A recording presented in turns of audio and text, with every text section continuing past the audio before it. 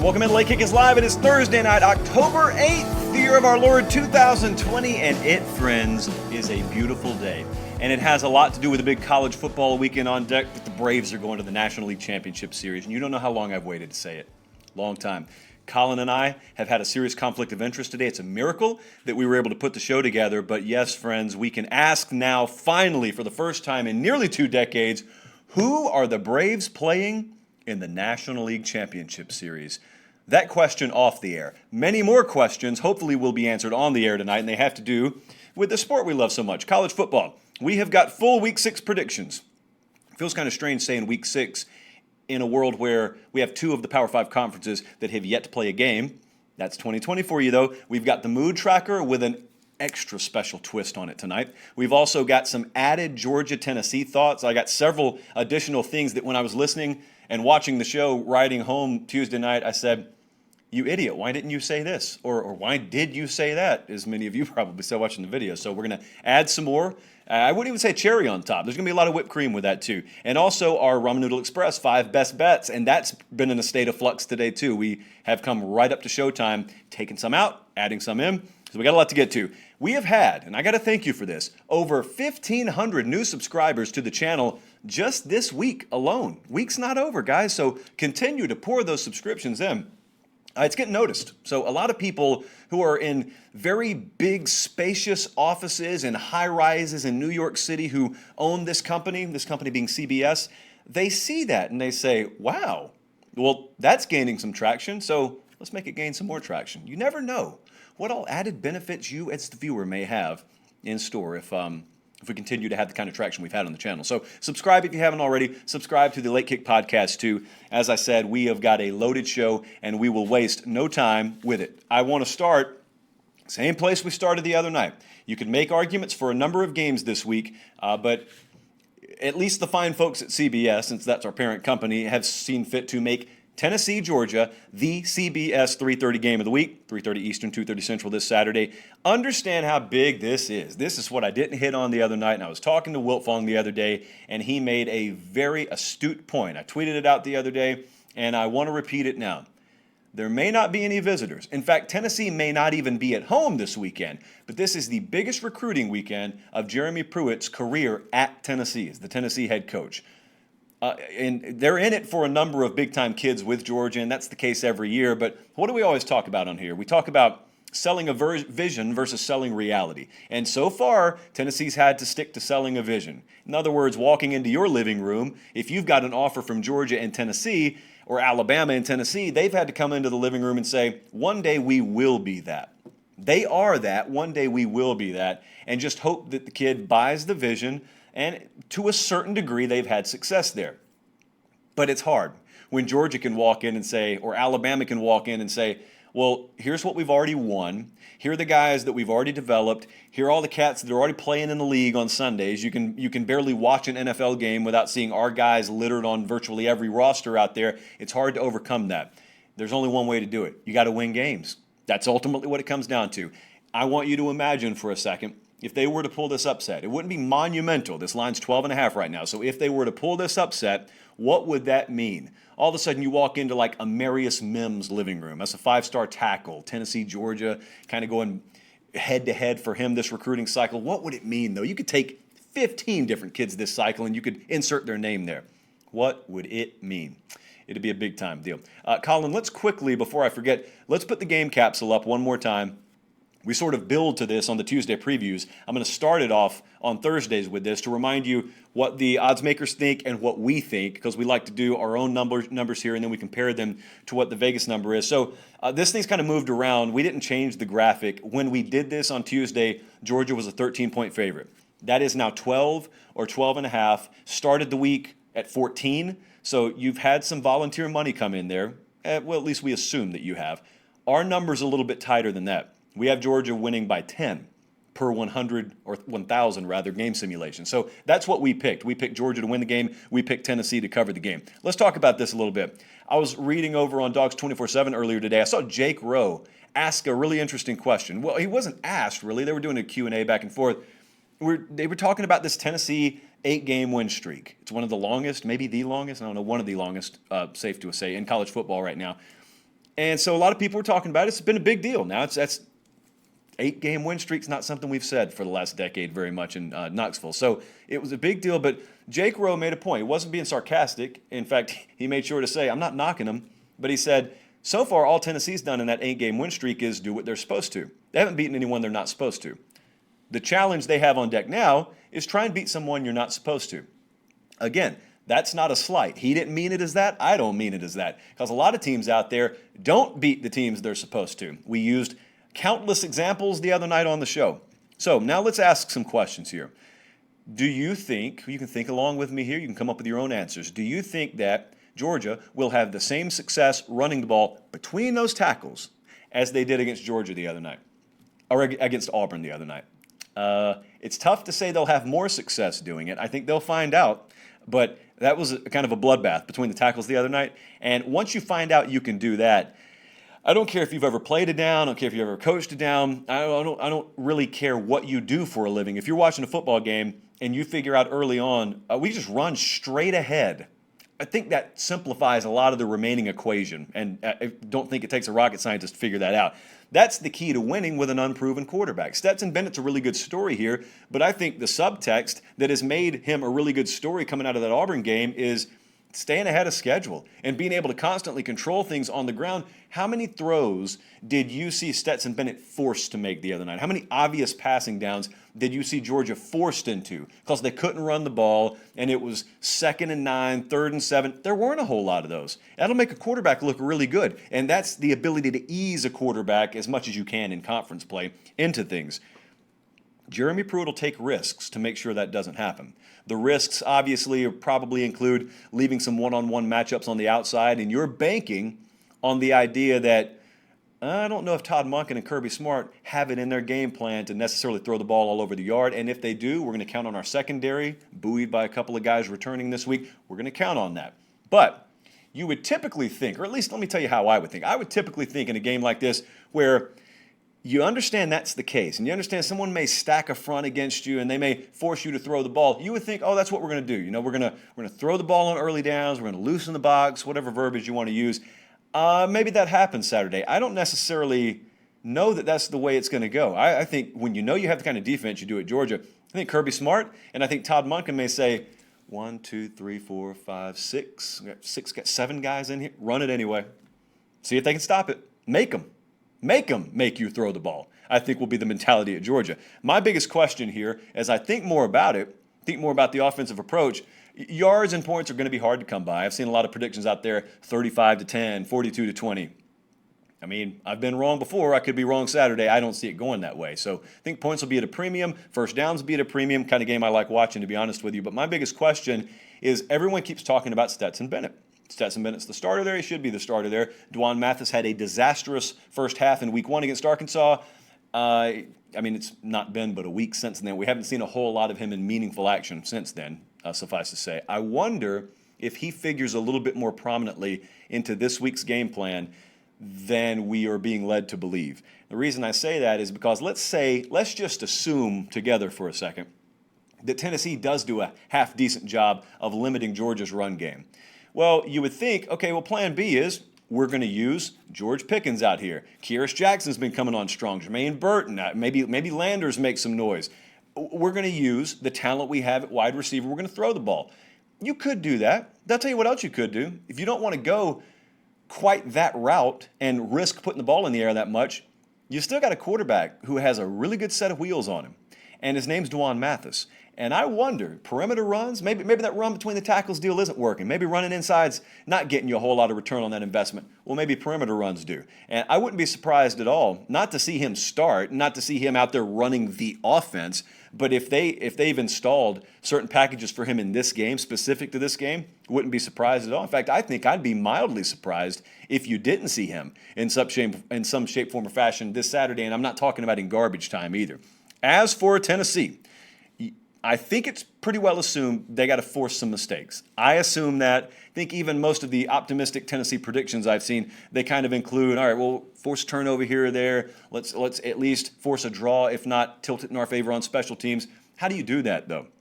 especially against a team not willing probably to take a whole lot of risks against you. Well, I mentioned guys coming back for Tennessee. Bryce Thompson, Sean Schamberger coming back in the secondary, and that gives you a whole lot better look, and it's not necessarily what you saw last week. Last week, Missouri was able to make some plays. Missouri was able to move the ball on them a little bit. It ended up not mattering.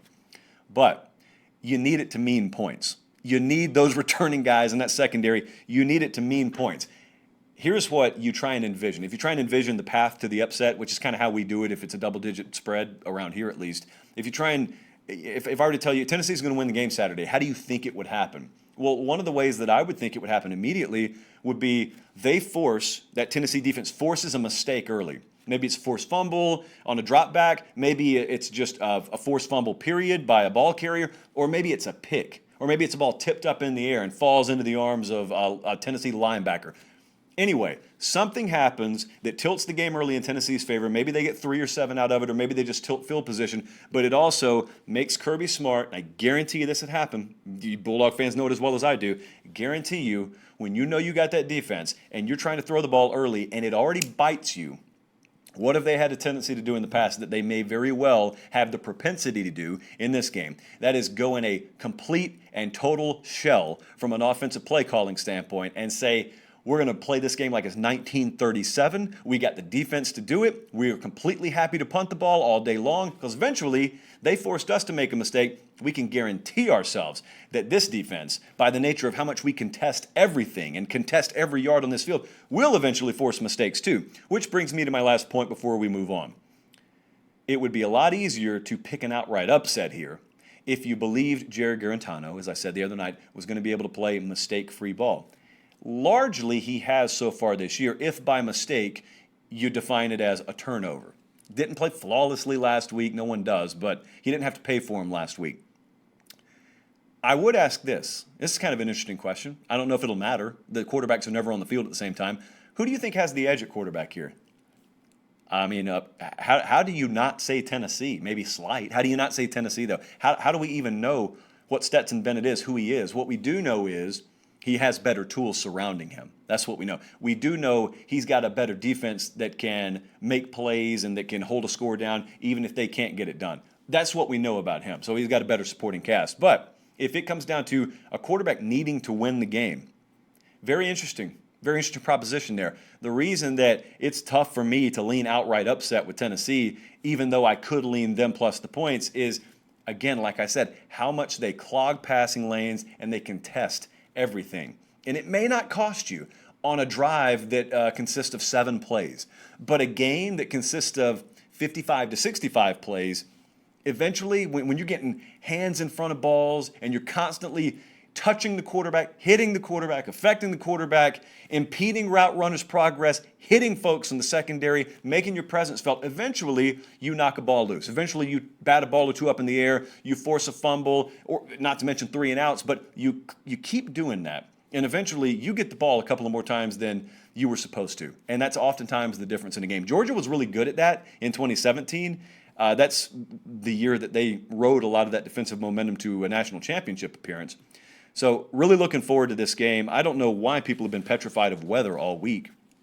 I don't know why you'd ever be petrified of weather. Obviously, if there's a threat of more than a 20-mile-an-hour breeze, the SEC will move the game for you. So I don't think weather, even if it is raining there, it doesn't lean me one way or the other. So we took Tennessee to cover. We took Georgia to win, and we'll take it as probably one of the most entertaining early games of the SEC schedule. All right, let's go all around the country here. Week 6 predictions. These are a lot of games that we haven't hit on yet.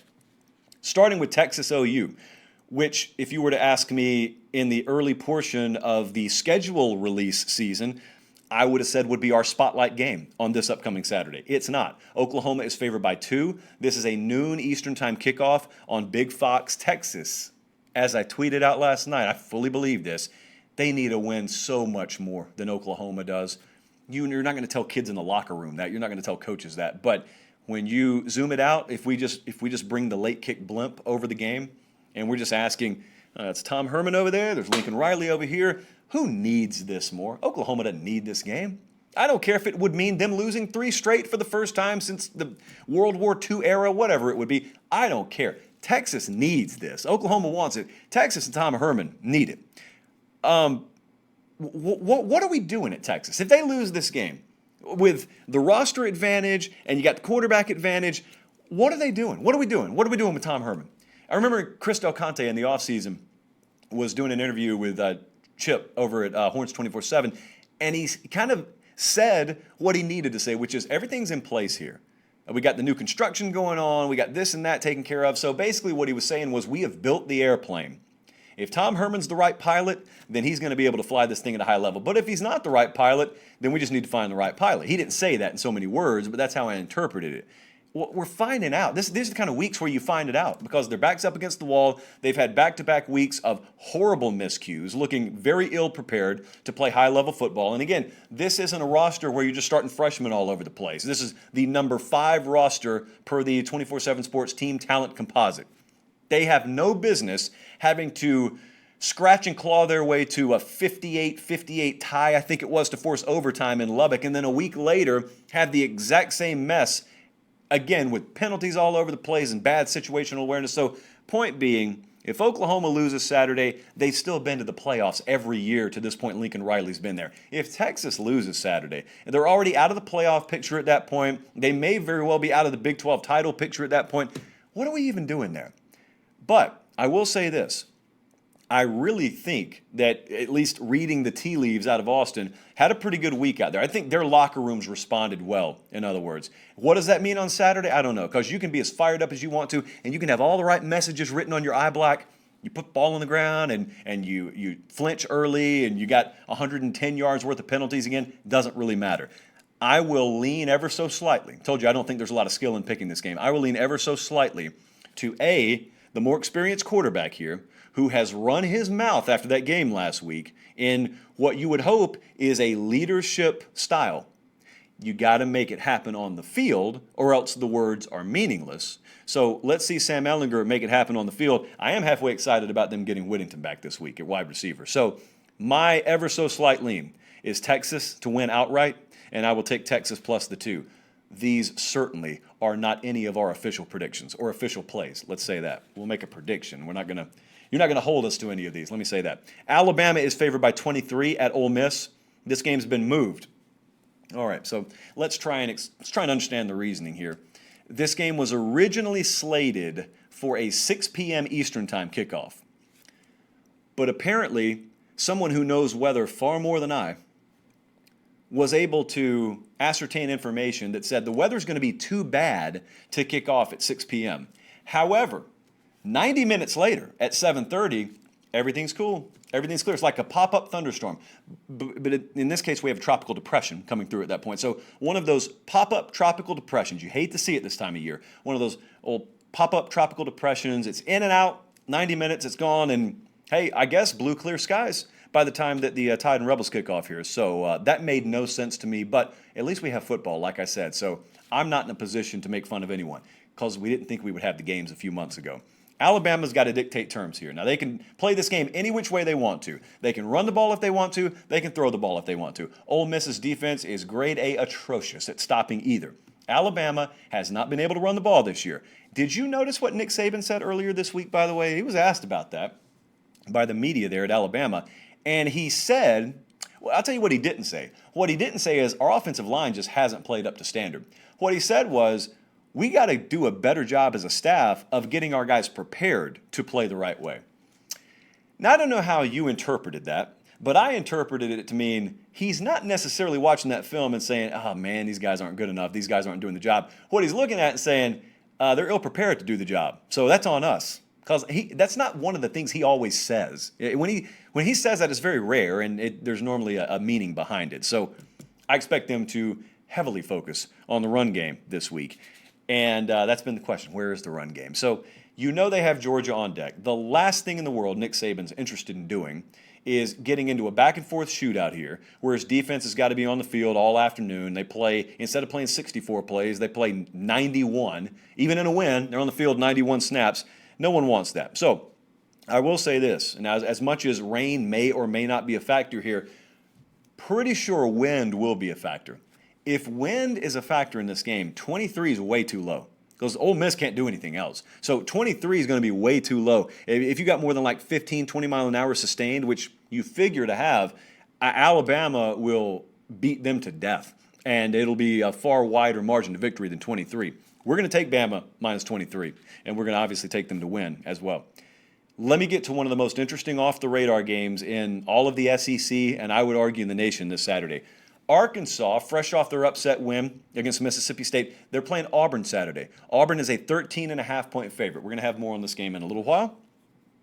There's a lot going on at Auburn. Some of you Auburn fans understand where I'm coming from with this, but this is not a big national radar game. The last time you guys thought about Auburn was when you probably turned the game off at halftime when they were getting smoked by Georgia. There's a lot going on over there. A lot of injury, a lot of internal dynamics. There's a lot going on. They do not have their stuff together right now. Arkansas is coming in there fully planning on winning this game. I don't view this, in other words, as two respective sides having the typical mentality that a near two-touchdown favorite would have and a near two-touchdown underdog would have. Don't feel those typical dynamics here at all. I'd be happy, if I were Gus Malzahn, I'd be happy with a field goal win Saturday. I'd be happy with a win of any kind. Run defense was very shaky last week. Now, Georgia will do that to you. Kentucky did it too. And who's to say Arkansas can't do it? Arkansas didn't light the world on fire offensively against Mississippi State, but they didn't have to because they shut their offense down. Now we ask about Auburn's offense. And I ask you, what is Auburn's offense? Because that's another thing that I think internally is an issue over there. I don't really think they know who they are. By the way, has anyone noticed this week, I was listening to some Auburn players interviewed about the upcoming game, and they talked about Arkansas. They were asked about Arkansas, and they talked about, in fact, they went out of their way to talk about how improved that team looks. I don't know if everyone over there realized it, but what you were doing was you were talking about how improved this team is, which only can imply they're much better than they were with that coach they had last year. Problem is, the coach they had last year is right here in your locker room. It's Chad Morris. So I hope Chad had earplugs in early this week because his players were steadily and subtly tossing his performance in Fayetteville under the bus. Hey, his performance at Auburn so far has been nothing to write home about. I don't know what they are offensively is what I'm telling you. So, listen, they may win. I'm going to pick them to win the game. I don't know if they have pull-away ability at all. Pull-away meaning stretch the lead late. So I'm going to come back to this game. But you know, it could be a couple of ways. It could be that Auburn just has no business being favored by nearly 2 touchdowns over anyone, or could be the other way. But I'll tell you the danger in rushing in to just take the points here. We did it last week with Missouri. Remember, we took Missouri plus the points against Tennessee, and we had all these things in our mind that Tennessee wasn't going to be able to do. We didn't think Tennessee was going to be able to bomb away on them. We didn't think anything like that, and it was going to be a slower, methodical game. Well, we were right about all those things, but it didn't matter because the roster advantage was such that Tennessee was just able to lean on Missouri. Well, that's something I don't think Auburn can do. They don't have the offensive line to do it. And I haven't seen any semblance of identity offensively from them so far to think that, well, all of a sudden it'll just click this week. Maybe it will. We'll see. We're going to come back to that game later, though. Virginia Tech is playing North Carolina. This is a top 20 matchup that regardless of what someone tells you in the grocery store, this is a top 20 matchup. It's a noon kickoff Eastern time on ABC. Beware those preseason magazines and the marriage that some of us tend to have between us and those preview magazines. It may be conscious, it may be subconscious, but you know what I'm talking about. You go to the beach, you go out on the lake, and you just absorb everything over the course of a weekend over the summer. You absorb everything that's in that preview magazine, and whether you mean to or not, you let what that magazine says about a team become your default setting. And it's not that you can't change your mind, but it's going to take something other than what's already in your mind to have it change. So what did the preview magazine culture probably tell you? It probably told you that North Carolina is a bona fide contender this year. Maybe not for Clemson, maybe not going to overtake Clemson, but they're a surefire contender for number 2 in the ACC. Meanwhile, no one knows what Virginia Tech is, and then you read about all the COVID mess they've had up there, but you had never seen either team play a football game this year. So now we've seen them play some games. And I know what a lot of your minds have been doing, because mine's been doing the same thing. You've been watching North Carolina, and it was a slop fest, not literally, because they played indoors in week 1 against Syracuse, but they never pulled away from Syracuse until the very end, and it was kind of a misleading final score, and then they had a bunch of time off for cancellations, and then last week they played Boston College, couldn't hit deep plays to save their life against Boston College, and they won, but they failed relative to expectation being a point spread. Meanwhile, Virginia Tech's had like half their roster out and half their coaching staff out, and they've just found ways to win. So you keep waiting for North Carolina to do what you think they're capable of, and you keep waiting for Virginia Tech to fall because they're doing a lot more than you thought they were capable of. But what we don't factor into that equation is, could we just been wrong about either team? That's always a concern. So in this one, run defense is all it's about. Make no mistake. North Carolina's been pretty good at stopping the run. Hadn't faced a lot of great rushing attacks. Virginia Tech, I think, ran for over 300 last week. Haven't faced the best run Ds in the world. It's still early in the year, so we don't know if they look poor because you made them look poor. It's that whole deal. So we'll see. But I'll tell you, as much as I'm watching that, the one thing I need to see, man, there's talent at receiver. There's talent at quarterback for Carolina. They need to be able to stretch the field more because they've done a poor job of it so far. Having said that, I got to trust our numbers. I'm going to take North Carolina to win. I'm going to take North Carolina to cover. That one bears close watching. That's an early kickoff. Got a lot of games with a lot of implications in that early kickoff window. We already talked, we did a whole breakdown actually on Florida versus Texas A&M. You can find that in individual cut style on the 24/7 Sports YouTube channel. Mood tracker time. We do it every Thursday. The mood tracker is essentially what a fan base is feeling about their program. And boy, it was special. I do this on the web too, so it's at 247sports.com in written form if you want to read that. Normally it's up there on Thursday morning.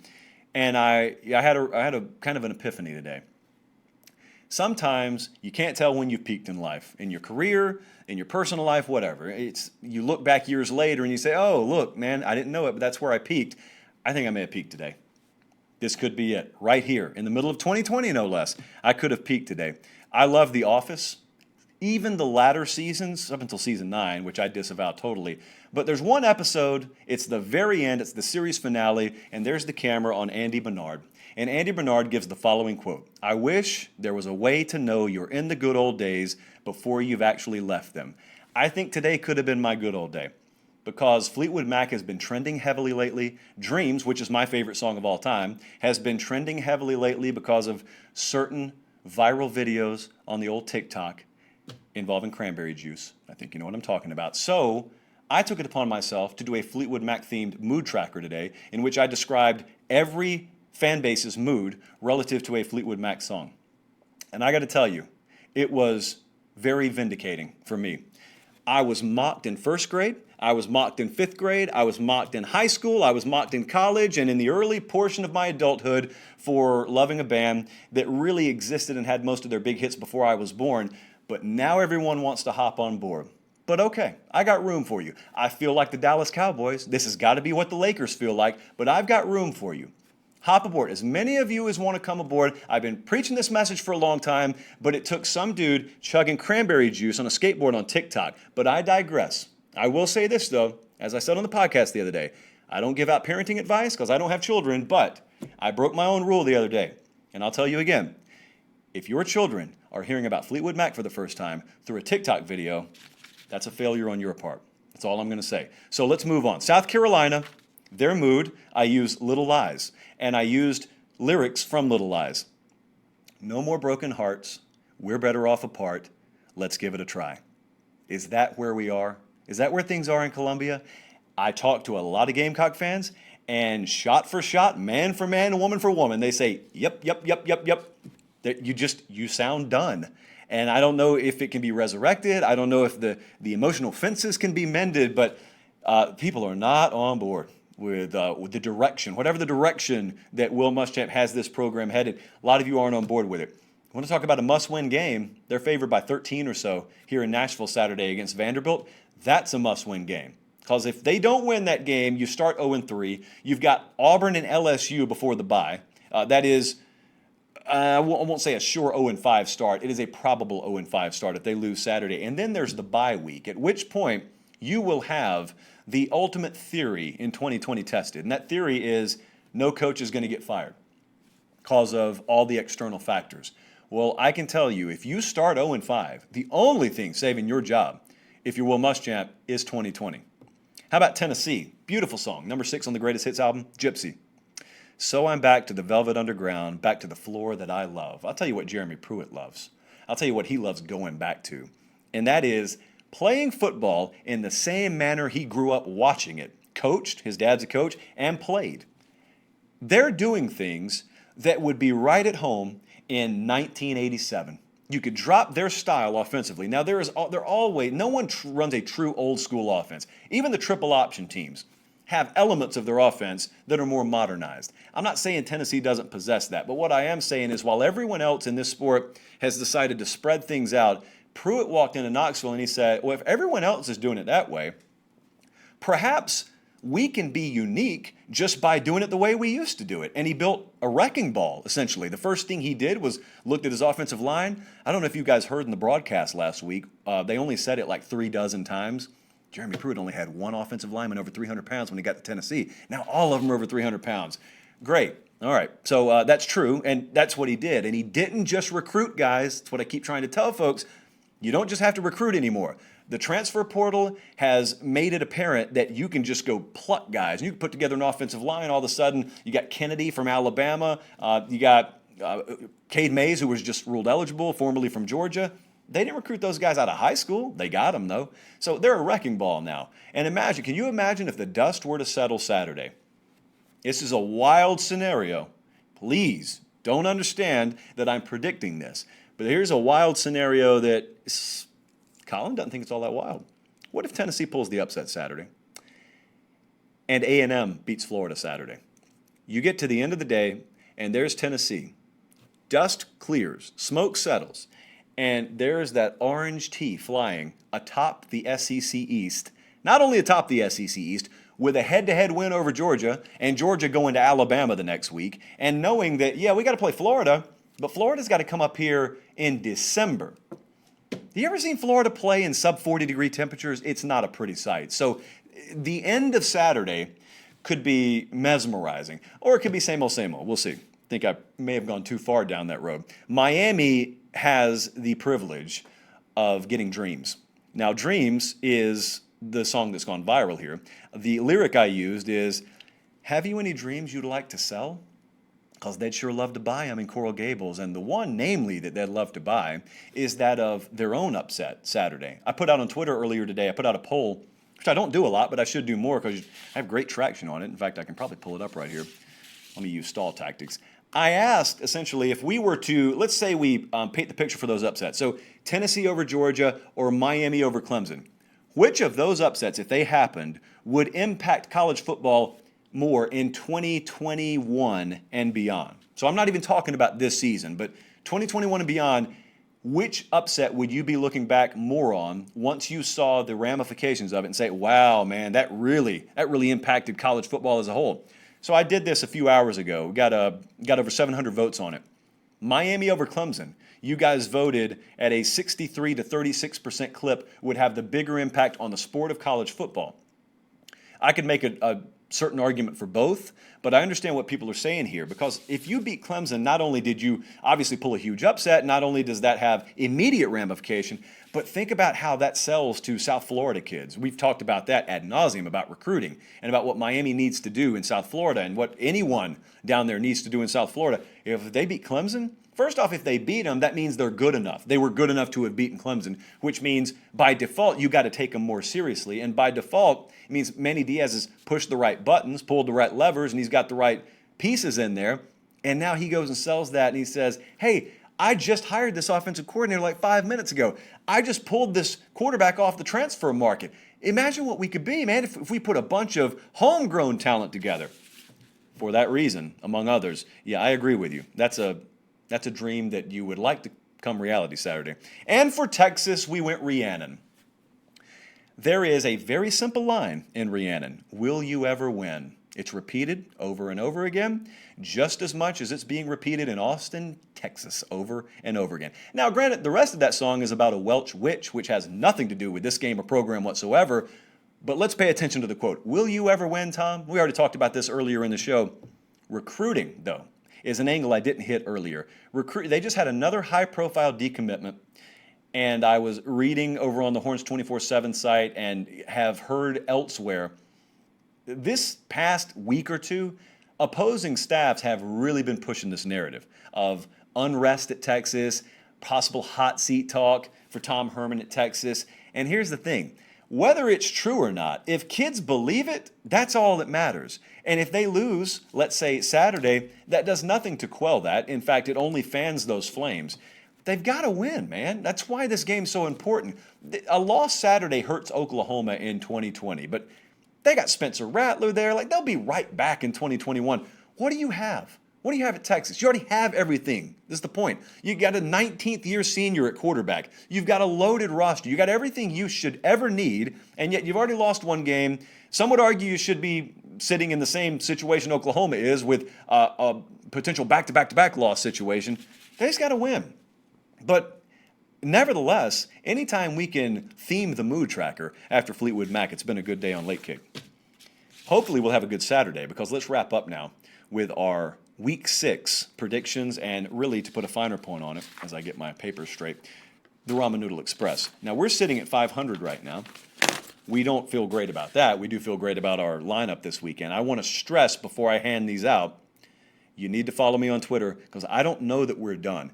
I had Colin change the graphic Colin, less than an hour before the show tonight, because we had a line move, and we had one that didn't move that we're waiting on. We're still waiting on it right now. So last week, for instance, we had one move, and I think I tweeted it out Saturday morning. And obviously, that's after the last show we have of the week, so the only way you can get that is if you follow me on Twitter, and that's free, so there's no excuse for you not to.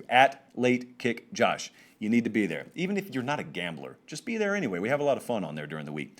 So we already gave you 2 of these. Let's show them now, Colin, the final 3 picks, at least. We gave you FIU minus 4.5 against Middle Tennessee State. That one has since moved up, so we're glad we got on that one early. We also gave you Florida at Texas A&M over 57. Our 3 new picks are as follows. Kansas State plus 8.5 on the road against TCU. We're taking Marshall minus 7 against Western Kentucky. And we are taking Arkansas plus 13.5 against Auburn. We are not getting good line value on this Arkansas game. If you understand what we're talking about here, that opened north of 2 touchdowns. I think it opened around 15 or 16, and we're catching this thing after it's already crossed a key number, which should probably tell you how confident I am. And it's because of things that have happened this week, that I've learned this week, that we're moving on that game. Otherwise, we wouldn't be touching a game that's crossed a key number like that. So Florida International minus 4.5, Gators and Aggies over 57, Kansas State plus 8.5, Marshall minus 7, and Arkansas plus 13.5. Those are our 5 best bets. And again, we may be done. We may not be done. Follow me on Twitter @LateKickJosh for all the latest there. It's been a really good week. We've had, as I said, a great week of shows, great week of traffic. If you haven't already, subscribe to the 24/7 Sports YouTube channel, and also go find the Late Kick podcast. We just released another edition of Late Kick Extra, which is wall-to-wall mailbag this morning. Always have a lot of fun on that. Always await your submissions. You can email me really with anything you want to talk about, but specifically, if you got questions for the Extra podcast, joshpate706@gmail.com, or you can DM me on Twitter. Whether you follow me or not, I keep the DMs open. So for Director Colin, for Jordan on the podcast side, I'm Josh Pate. Have a great weekend, enjoy the games, and God bless.